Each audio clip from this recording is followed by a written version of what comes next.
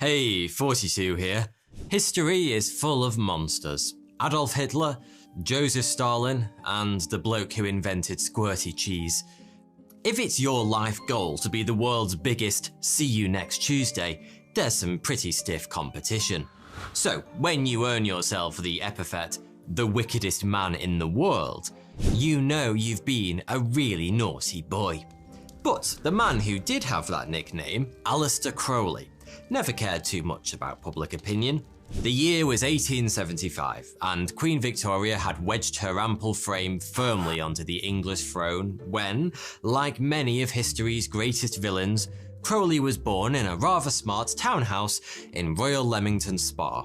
Considering the controversy he would court throughout most of his adult life, Crowley seems to have been a surprisingly normal kid. Having said that, in a nice bit of foreshadowing, it said his mother called him the Beast, a nickname he would adopt in later life, when he started non-ironically referring to himself as the Great Beast 666, which sounds like the PlayStation Network username of a sexually frustrated teenager to me, but I think people were quite impressed at the time. Crowley's father died of tongue cancer when little Aleister was just 11 years old, and it was this tragic event that set him on the path to infamy. In the space of just a few short years, the nice little boy from Leamington Spa had denounced his religious beliefs, started causing trouble at school, taken up smoking, and begun sleeping with prostitutes, one of whom was generous enough to give him gonorrhea along with the other services he'd paid for. It was to be the first of an impressive collection of STDs Crowley would accumulate in his lifetime. Despite having become something of a rebel, Crowley was an excellent student, and at the age of 20, he left home to study at Cambridge University. As it is for many young people, uni was a chance for Crowley to experiment. He switched courses from philosophy to English literature, became an accomplished mountaineer, and developed into such a strong chess player he briefly considered going pro. He also conducted experiments of the sexual variety, taking many partners of both sexes and adding syphilis to his budding STD collection. Sex, especially of the weird variety, would play a big part in the occultist activities for which he would one day become very famous, but we'll get to all that later. He was also a keen poet, a habit he kept up his entire life, but his poems were, shall we say, a little unusual. In his final year at Cambridge, he published a collection about, how can I put this without getting demonetized? His, solo adventures. And just in case my meaning isn't clear enough, I can tell you he gave his new book the rather charming title, White Stains, which sounds pretty risque even today, so you can imagine how people reacted in 1898. Not well. In the end, he was forced to publish the collection abroad for fears of persecution at home. Ultimately, it seems Crowley had little time left over for trivial things like studying, and he left university without obtaining a degree. The good news was that he'd finally figured out what he wanted to do with his life. Aleister Crowley was going to dedicate himself to the occult, with the aim of becoming the world's most powerful magus, as you do. To that end, he became a member of the Hermetic Order of the Golden Dawn, a secret society with an interest in the occult, metaphysics, and the paranormal. The order had been founded by a couple of Freemasons 10 years prior, and they were known to spend their time studying astrology, geomancy, and tarot cards. At this point, you might be picturing some kind of stereotypical secret society full of aging white men dressed up in silly costumes and taking part in arcane rituals. But in this case, you'd be correct. Absolutely 100% correct. But this was a different time, and grown men playing it wizards didn't come with quite the same stigma it does today. As a result, the Hermetic Order of the Golden Dawn counted some important and celebrated individuals amongst its number, including Bram Stoker. He'd just published his seminal novel Dracula when Crowley joined the order in 1898, Irish poet W.B. Yeats, and Sir Arthur Conan Doyle, creator of Sherlock Holmes. For the first time in his life, Crowley was truly in his element. He took to his magic studies like Hermione Granger on amphetamines, demonstrating the kind of devotion he'd never brought to bear at Cambridge. And he delighted in being around like-minded individuals. Well, I say like-minded. Whilst the Golden Dawn was everything Crowley had been looking for, the Order did not, unfortunately, feel quite the same way about Crowley. Many of the higher-ups took their calling as wizards and magi very seriously, and they believed true power could only be obtained by those who abstained from drink, drugs, and sex. Unfortunately, drink, drugs, and sex were the three pillars upon which Crowley based his entire existence, so clashes were inevitable. It's rumoured he fell out with Yeats and other important members of the Order, and when he was passed over for promotion to the group's inner circle, things went south quickly. Instead of taking the setback like a good little wizard, Crowley went rogue, attempting to seize control of one of the Golden Dawn's London temples, known as the Vault of the Adepts. Well, I say temple. It turns out the Vault of the Adepts bears a striking resemblance to your standard London terraced house. But I guess number 36 Blythe Road didn't sound quite mystical enough. Unsurprisingly, this little stunt spelt the end of Crowley's career with the Hermetic Order of the Golden Dawn, but his determination to become a great and powerful wizard had not diminished. If anything, getting the boot had lit a fire under his arse. He began scouring the globe for ancient wisdom, working his way through Mexico, the USA, India, Japan, China, Hong Kong, Paris, Canada, and Algeria. But it seems it was in Egypt where he finally found what he was looking for. Or should I say, what he was looking for found him. Crowley had recently gotten married, and the happy couple chose Cairo for their honeymoon. Once safely in the honeymoon suite, Crowley turned to his new bride and gave her a couple of suggestive eyebrow raises. She knew exactly what he wanted to do. Turn the room into a makeshift temple and start invoking Egyptian deities. Ever the enigma, his honeymoon turned out to be the only time Crowley didn't have sex on the brain. Though the couple must have eventually gotten around to it because they had their first child the following year. We know Crowley was happy to become a father because, as a thank you to his wife for making it all possible, he wrote her a charming collection of pornographic poetry. Because highbrow porn is exactly what you need when you've just squeezed a baby out of your vagina. Anyway, after some vigorous, passionate, and no doubt sweaty deity invoking in Cairo, a spirit called Aiwass appeared and started whispering in Crowley's ear. Apparently, Aiwass, as it turned out, was a messenger of the god Horus, and it seems he had an awful lot to say for himself because once he started talking, he didn't shut up for 3 days straight. And this was no idle chit-chat about the weather or the frankly scandalous price of diesel. When the 3 days were up, the messenger of the gods had dictated an entire book which was to become the foundational text of a new religion known as Thelema. The text, which came to be known as the Book of the Law, detailed how humanity was about to enter a new era, and, conveniently enough, it named Crowley as a prophet. It also outlined one supreme philosophy. Do what thou will shall be the whole of the law, and this maxim became the cornerstone of Thelema. According to Crowley, life was all about the pursuit of each person's will, regardless of popular opinion, law, or conventional ethics. In other words, look after yourself and screw everyone else. And he certainly seems to have practiced what he preached. For example, the following year, he made an ill-fated attempt to scale Kachenjunga, the world's third highest mountain that was at the time unclimbed and widely considered the most dangerous peak on Earth. During the expedition, Crowley's fellow mountaineers eventually got sick of him being reckless, weird, and a bit of a dick, and they started making their own way back down the mountain as night fell. This went against Crowley's advice, and sure enough, some of them were subsequently killed in an avalanche.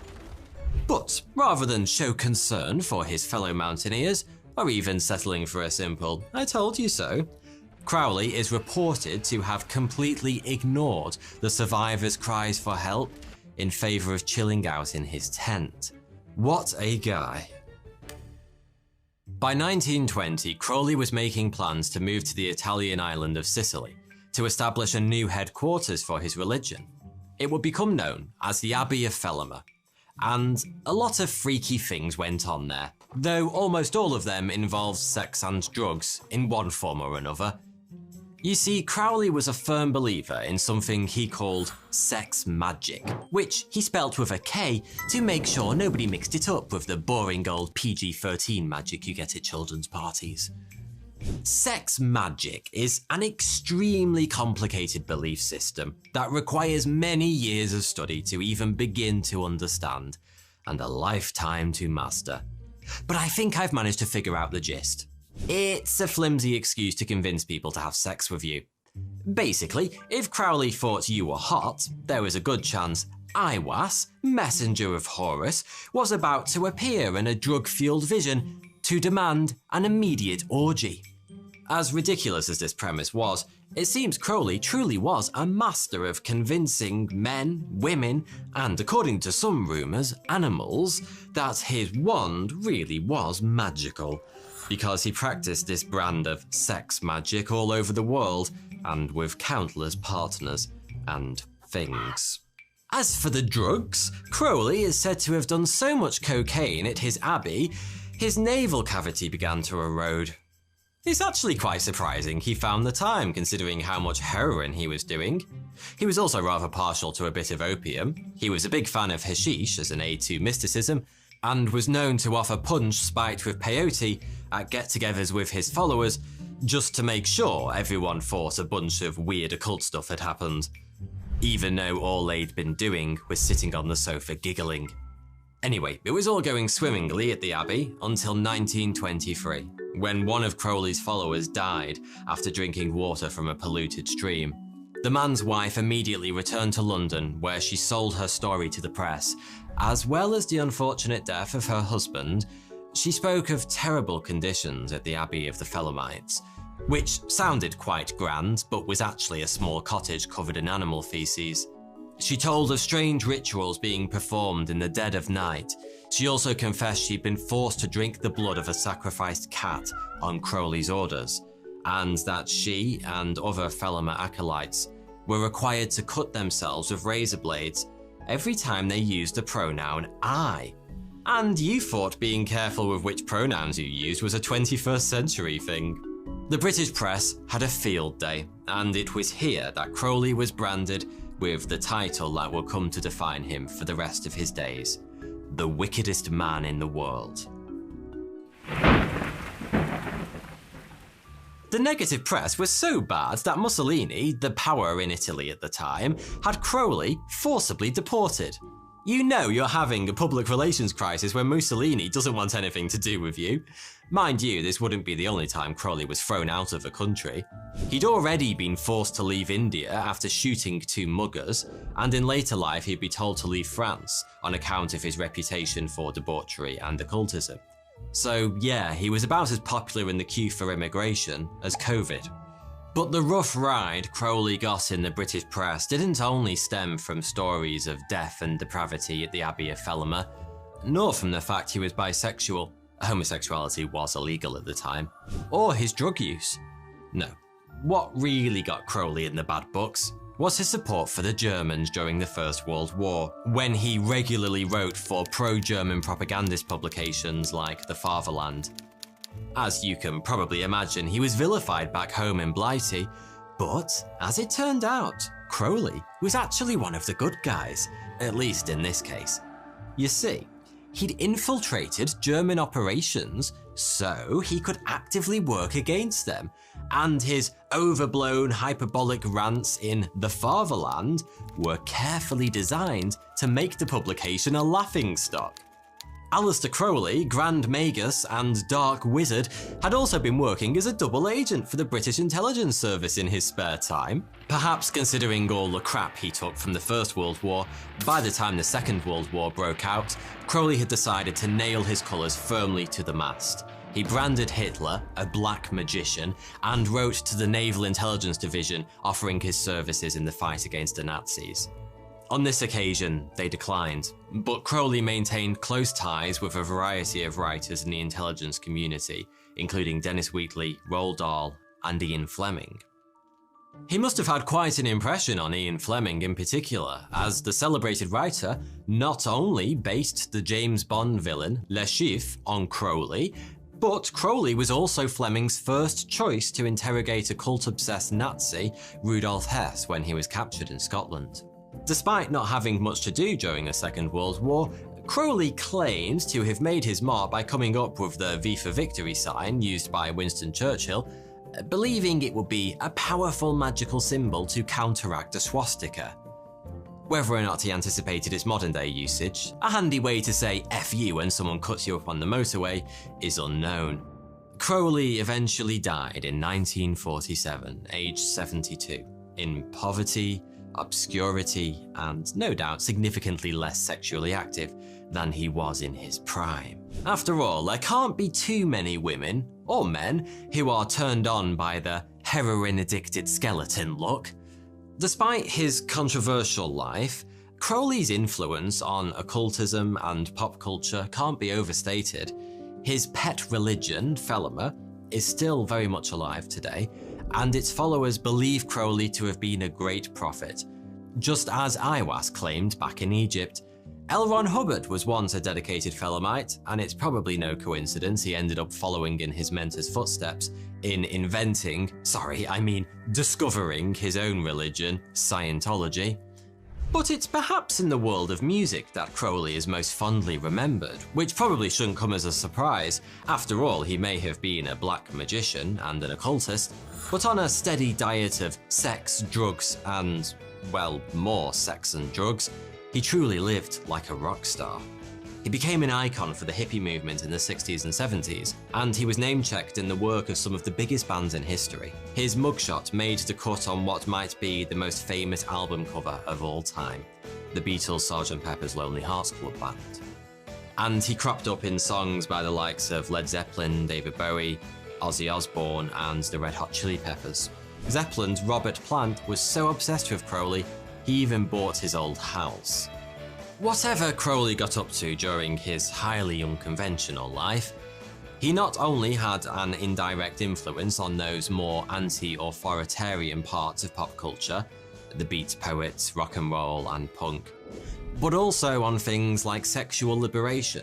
He's often accused of sexism, of course, between penning porn poems and telling women they had to sleep with him because his made-up god said so. He wasn't exactly a feminist. But, on the other hand, he also advocated complete sexual freedom for both men and women. Not only that, but he argued homosexual and bisexual people should not be ashamed or afraid of who they were, and that they shouldn't have to violate their own true nature due to public opinion. For that, and many other reasons, he was very much ahead of his time. Crowley once said, "Certain actions produce certain results." And no matter what you might think about him, his actions produced results which have shaped our world in a variety of ways. In 2002, he was even voted number 73 in the BBC's list of 100 Greatest Britons, which surely would have enraged the tabloids who gave him such a hard time during his life. So, was Aleister Crowley truly wicked? Well, kind of, but as is often the case, the truth is a bit more complicated than that. Thanks for watching. You can get your hands on my book, Stick a Flag in It, over on Amazon or on Audible. Links to both in the description below. Thank you.